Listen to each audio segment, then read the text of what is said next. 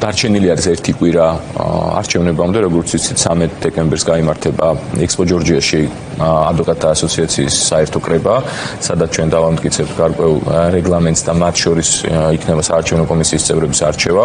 ხოლო 14 დეკემბერს 10 საათიდან 7 საათამდე გაიმართება არჩევნები. მე ცალსახად და პირდაპირ შემიძლია გითხრათ, რომ ჩვენი გუნდის ყველა წევრი მეც მოტივირებული ვართ, რომ არჩევნების დღეს გამოცხადდეს ძალიან ბევრი ადვოკატი და კიდევ ერთხელ ვიმეორებ, იქნება ესე უამრავი ათასობით ადვოკატი მოვა და ცვლილებებს დაუჭერს მხარს. ჩვენი მთავარი მიზანი არის, რომ ერთპიროვნულად გადაწყვეტილების მიღება ადვოკატთა ასოციაციაში ერთხელ და სამუდამოდ დასრულდეს. ჩვენი მთავარი მიზანი არის, რომ ყველა საარჩევნო სუბიექტთან გქონდეს კომუნიკაცია, რომლებიც ჩვენს ხედვებს ემთხვევიან. ხედვა არის ძალიან მარტივი.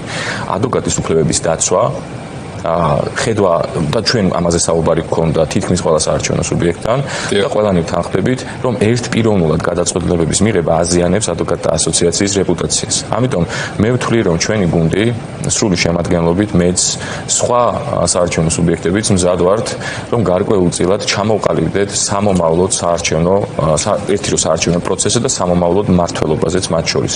და კიდევ ერთხელ გავიმეორებ, ჩვენ გვაქვს ძალიან მყარი გეგმა, ძალიან მყარი პროგრამა იმისათვის, რომ როგორ შეიძლება გამოვიყენოთ ადვოკატთა ასოციაცია იმ შესული ჩიხიდან, რომელიც დღეს არის. და მე მჯერა, რომ 14 დეკემბერს სრულ გამარჯვებას იზეიმებს ჩვენი გუნდი. ჩიხი და ერთპიროვნული მმართველობა ახსენა. ირაკლიმ, ეს თქვა წინადადება, ეს აზრი, რომ განვავრცოთ რა არის დღეს მთავარი, რაც არის გასაკეთებელი ამ მოწყობაში. დიდი მადლობა პირველ რიგში იმის გამო, რომ ჩვენთვის ადვოკატებისთვის პროფესიონალური ვალდებულებების შესრულების უზრუნველყოფა და რეალიზება მნიშვნელოვანი, იმიტომ რომ ეს ჩვენი ცხოვრების ნაწილია და მეორე მხრივ ჩვენი საქმიანობით ვეხმარებით საზოგადოებას, ვეხმარებით ადამიანებს, ზოგი გამოირჩევა უფლებადამცველობით, ზოგი გამოირჩევა არაჩვეულებრივი საკონტრაქტო ურთიერთობებით და ასე შემდეგ და ასე შემდეგ, რაც ჩვენი ქვეყნის ეკონომიკის, უსაფრთხოების და უზარმაზარი ნაწილია. ამიტომ ძალიან დიდი პატივისცემა პირველ რიგში ბატონ ირაკლის ახლა ჩემთან ერთად დღეს ვართ წარმოდგენილი, ასევე ძალიან დიდი პატივისცემა ბატონ მუხრან ხურცკაიას. მინდა გითხრათ, რომ ჩვენი პოზიცია და ჩვენი მიდგომა საკითხთან მიმართებაში ცალსახად ვერანაირად ვერ იქნება თანხმობაში იმასთან, რომ ერთპიროვნულობა იყოს, რასაც აგერ ბატონი ირაკლი ახლა უსვამს ხაზს და რატომ?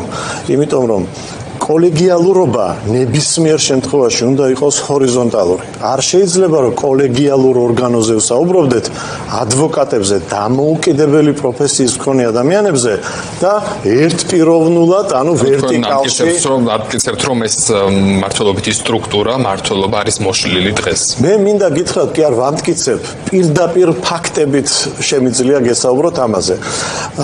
საბჭო, რომელიც რეალურად უნდა იყოს მმართველი და რისთვისაც არის დღევანდელ არჩევნებში ჩვენი მხარდაჭერა გამოცხადებული ბატონი ირაკლისთვის და ბატონი მუხრანისთვის, ეს არის სწორედ ის, რომ ამ ადამიანებმა შეძლეს და თავიანთი პროგრამებით მოიტანეს და გვაჩვენეს ყველას ჩვენს ადვოკატებს, კოლეგებს, რომ ერთიანად შეუძლიათ მათ დაინახონ ადვოკატთა ასოციაცია, რომ ეს არ იყოს მიკერძოებული ცალკე ერთი ადამიანების მმართველობის ქვეშ. აი რატო ვამბობ ამას? ადვოკატთა ასოციაციის აღმასრულებელ საბჭოში დღეს არის 11 საბჭოს წევრი.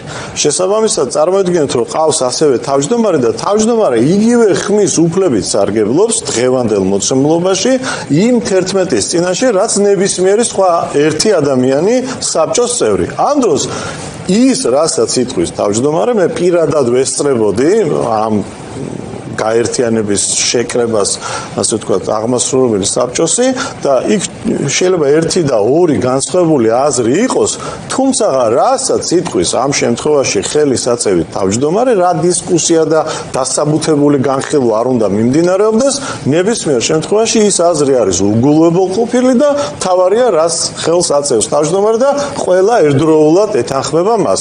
ამიტომ ეს ერთპიროვნულობა გადაიზარდა იმაში, რომ უკვე რაღაც მემკვიდრე მემკვიდრეობით ხაზს იღებს.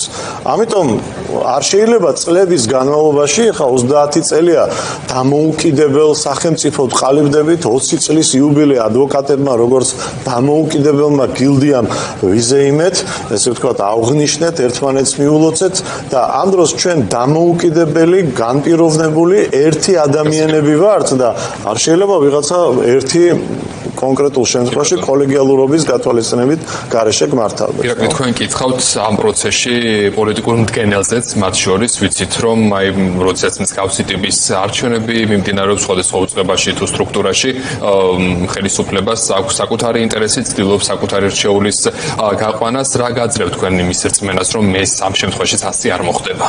ერთი რამ მინდა ძალიან სასახად თქვა და საზოგადოებამაც მინდა გაიგოს. ადვოკატები არიან ძალიან პრინციპული ხალხი, ჩვენ ვართ პროფესიონალი, ეთიკური გაერთიანება, ადვოკატების გაერთიანება. მე არ წარმომიდგენია, რომ ჩემთან ვინმე მოვიდეს და მითხრას თუ როგორ უნდა მოვიქცე. ასევე მჯერა და არ წარმომიდგენია ადვოკატებზე იგივე. 14 დეკემბერი იქნება სწორედ ეს განაცხადი, რომ ადვოკატთა ასოციაციას სურს დამოუკიდებელი გავლენების გარეშე მყოფი ადვოკატთა ასოციაციის თავმჯდომარეს და გუნდის არჩევა. რაც შეეხება ბატონ მარკაგიმ ისაუბრა გუნდზე. მე და ჩვენმა გუნდმა პრინციპულად გადავწყვიტეთ, რომ აღმასრულებელ საბჭოს სრულად არ შეგვევსო საარჩევნო კამპანიის დროს და დაგვეტოვებინა მათ შორის მოლაპარაკებების სივრცე ყველა ადვოკატთან, მათ შორის და გაერთიანებებთან, რომ ისინიც ყოფილიყვნენ წარმოდგენილნი ისინიც ყოფილიყვნენ აი გაიშალა რომ რაღაცნაირად მმართველობის სისტემა იქნებოდა კოალიციური აი ამ ტერმინმა გაიშალა. ბატონი აგაკის გუნდიც მათ შორის გამოდის არასრული შემადგენლობით. ეს იმას არ ნიშნავს, რომ სიფამ ან ირაკლი ჩომახაშვილის ან მუხრაღურსკაიას ან რა ვიცი ირაკლი ყანდაშვილის მნიშვნელობა არა. გუნდებმა ვერ შეავსეს ეს.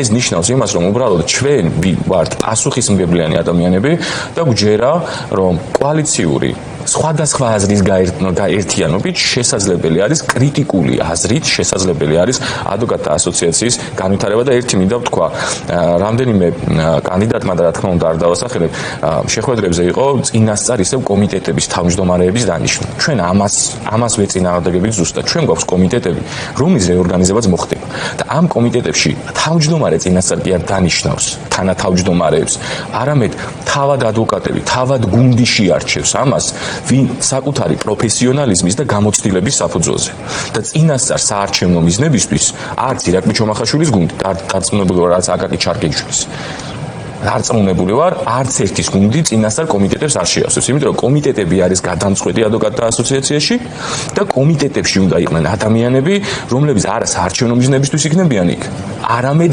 რეალურად შეეძლებათ ადვოკატის დახმარება ამიტომ ეს კომიტეტები დაკომპლექტდება პროფესიონალი ექსპერტი ადვოკატებით არა საარჩევნო პროცესში, არამედ იმის შემდეგ, რაც პირდაპირ გეტყვით ჩვენი გუნდი გაიმარჯვებს. ირაკლი, აი ეს არის კოლეგიალობა, მინდა გითხრათ. აი ეს არის კოლეგიალობა. მაყურებელს რომ აუხსნათ მარტივად ეს არჩევნები რატომ არის საზოგადოებისთვის მნიშვნელოვანი?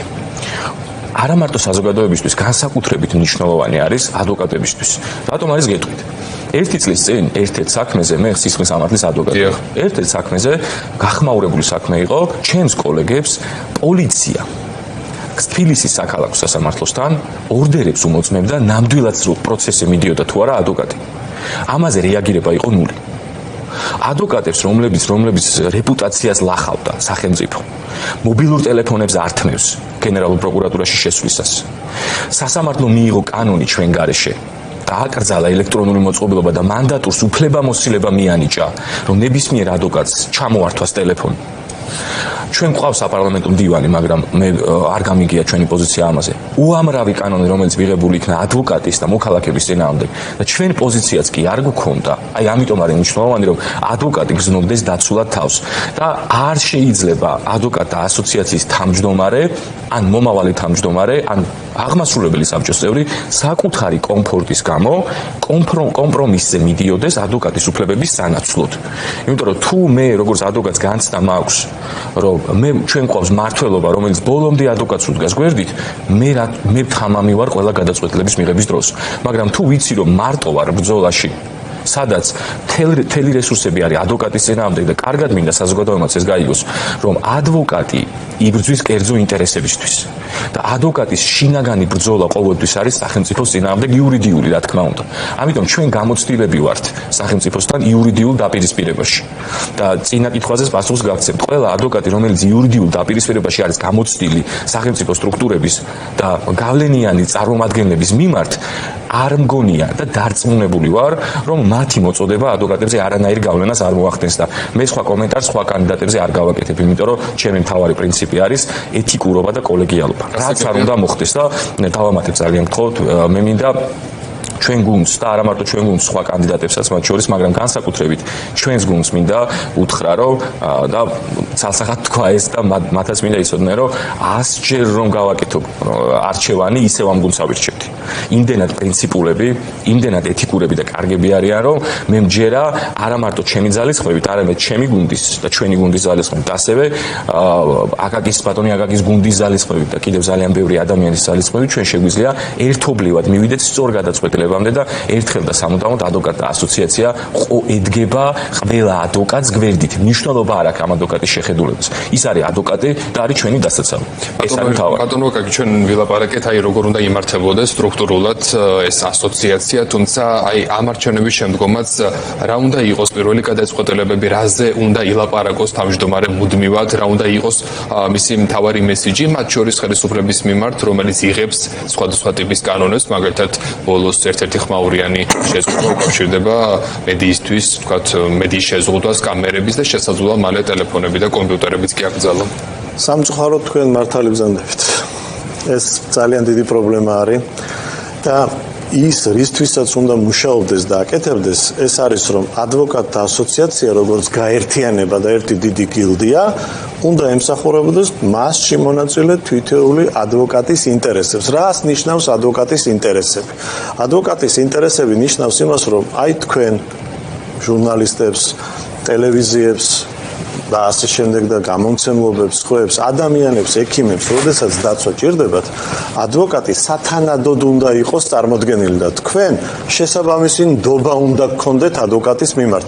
მაგრამ თუ კი თქვენ ხედავთ, რომ ადვოკატი უფლებრივ ნაწილში ვერ ახორციელებს თავის ფუნქციას და მას თავისი ის დიდი გაერთიანება, გილდია გვერდით არ უდგას და როგორც ბატონმა ირაკლიმ ბრძანა, რომ პოლიცია უმოწმებდა ორდერებს და ასე შემდეგ, ამას რომ დაინახავს ის ადამიანი, ვისი უფლებებიც უნდა დაიცვას ადვოკატმა, თავისთავადხადია მას ექნება დიდი პრობლემა, რომ ამ ტიპის ადვოკატი როგორ შეიძლება ჩემ უფლებებს იცადოს, როდესაც თავად ვერ არის მხარდაჭერილი და გარანტირებული და უზრუნველყოფილი. აი, სწორედ ეს არის მთავარი აქცენტი იმისთვის, რომ ჩვენ ერთიანად კოლეგიალურად მიუხედავად იმისა კუთვნილებისა, ვის როგორ უნდა, რა ტიპით უნდა და ასე შემდეგ, ის საადვოკატო პროფესიული ნაწილი ჩვენ ყველამ ერთად უნდა შევძლოთ, რომ შევკრათ, რომ შესაბამისად ხარი დაუჭიროთ ყველა იმ გამოწვევას და დავიცვათ ადამიანებს. ჩვენ ინტერვიუს დასაწყისში წავიკითხე, რა თქვა მოქმედმა თავმჯდომარემ დავით ასათიანმა, მან არ ილაპარაკა, არ დაუსახელებია კონკრეტული გვარები, თავმჯდომარეობის კანდიდატები, თუმცა რაღაცნაირად იკითხებოდა, თქვათ, სიგნალი, რისი თქმას და გზავნილის გაშღერებაც სურდა, მას საჯაროდ თქვა, რომ ის აპოლიტიკური უნდა იყოს, სრულიად ნეიტრალური, თქვენი აზრით რა იგულისხმება ამ განცხადებაში, რისი თქმას სურს დავით ასათიანს? უყურეთ, თვითონ ორგანიზაცია და ნეიტრალურობა ეს არის უკვე შემოღებული ხელოვნურად, ანუ ყურადღება, აქცენტი გადავიდანოთ სხვა საკითხებზე. რას ნიშნავს ადვოკატის ნეიტრალურობა? თქვენ როგორ წარმოგიდგენიათ, თქვენ გითხრათ, რომ თქვენი უფლებები ვიღაცამ დაიცვას და თქვენ შეიძლება პოლიტიკოსი ხართ, შეიძლება ექიმი ხართ, შეიძლება სხვა პოლიციელი ხართ, ან ასე შემდეგ, სხვადასხვა პროფესიის ადამიანი, რომლის უფლების დაცვა არის აუცილებელი. ამოიღეთ ხმა ან სისტემის წინააღმდეგ, ან თქვენი უფროსის წინააღმდეგ და ასე შემდეგ და ადვოკატმა თქვენ ახლა რო შემოგიბრუნდეთ და რო გითხრათ, იცი რა არის ახლა შენ პოლიციელი ხარ და მე ნეიტრალური ვარ და ვერ ვიტყვი ვერაფერს. აი, როგორ შეიძლება ეს რო წარმოვიდგინოთ, რას ნიშნავს ნეიტრალური? შეიძლება იყოს სახელმწიფო, რომელიც არის სახელმწიფო პოლიტიკურ სისტემაში და ვიცით, ჩვენ არაჩვეულებრივი და წარმატებული ქვეყნები, მაგრამ ადვოკატი როგორ შეიძლება იყოს ნეიტრალური, როდესაც კონკრეტული ადამიანის უფლებები აქვს დასაცავი. ეხლა ექიმს რომ უთხრათ, რომ აი რაღაც ოპერაცია არის ჩასატარებელი და იცი რა არის, მე ნეიტრალური ვარ ღვიძლის უჯრედებთან დაკავშირებით, რაღაც კონფერენციაზე მსგავსი საკითხები არ იხილება ასე. აი ადვოკატმა რომ გითხრათ, მე ნეიტრალური ვარ და როგორ უნდა დაიცვას თქვენი უფლებები? პირიქით, ადვოკატი უნდა იყოს თქვენი ინტერესების დამცველი. აი ეს არის ღერძი და აი ამ ინტერესების დაცვაში ვხედავთ ჩვენ აი ამ ადამიანების თანადგომას კოლეგიალობას. ირაკლი ამ თემას რომ გამოვეხმაუროთ და დაგემშვიდობებით. მე არ ვიცი ის სიტყვათა თანწყობა ვის მიმართ იყო მიმართული, ჩემს მიმართ რომ არ ყოფილა ეს ზუსტად ვიცი და დიდი იმედი მაქვს უფრო მეტი სიცხადე შევა ამ საკითხში. მაგრამ ერთი რამ არის ძალიან მნიშვნელოვანი, ჩვენ ვართ უფლება დამცველები. თუ ქვეყანაში უფლებები ირღვევა, ადვოკატთა ასოციაცია და ინდივიდუალურად ადვოკატები დგანან წინა ხაზზე ყოველთვის. თუ 14 დეკემბრის შემდეგ ჩვენთან მოვა ადვოკატი, რომელიც იტყვის, რომ ჩემი უფლებების ჩემი დაცვის ქვეშ მყოფის ინტერესების სასარგებლოდ მე ვიცა უფლებებს განუხრელად და ამის გამო დევნიან, მე რა უნდა უპასუხო, რომ მე ვარ ნეიტრალური და არ დაგიცავ. კიდევ ერთხელ ვამბობ, ნეიტრალურობა იმ კონტექსტში რაც არის დანახული, უბრალოდ არასწორია და არ შეიძლება რომ ასეთმა განცხადებებმა გავლენა იქონიეს ადვოკატებს. აქ საუბარი არის იმაზე, რომ ჩვენ არასდროს არ ვიქნებით ნეიტრალურები, მაშინ როცა უფლების დარღვევა იქნება. თუ უფლების დარღვევა იქნება და ადვოკატს უფლებას დაურღვევენ პირველ რიგში, მე არასდროს არ ვიქნები ნეიტრალური. მე ვიქნები ყოველთვის დემოკრატიის მხარეს და მე ვიქნები ყოველთვის ადვოკატის მხარეს და თუ ამას ნეიტრალიტეტს ეძახის ვიღაც, კი ბატონო, მაგრამ ნეიტრალიტეტი არ არის და ვერ იქნება ვერასდროს ადვოკატის შენი წევრის შუა ბრძოლაში მიტოვება და ნეიტრალიტეტის პასუხისგაცემა. მე დარწმუნებული ვარ, დათო ასათიანი კიდევ ბევრს დაწერს და განმარტავს, იმიტომ რომ მე ამ შენიშვნას რა თქმა უნდა ვერ მივიღებ და ჩემი ადრესატი ეს არ არის. ალბათ შეიძლება მისმა ადრესატმა უპასუხოს.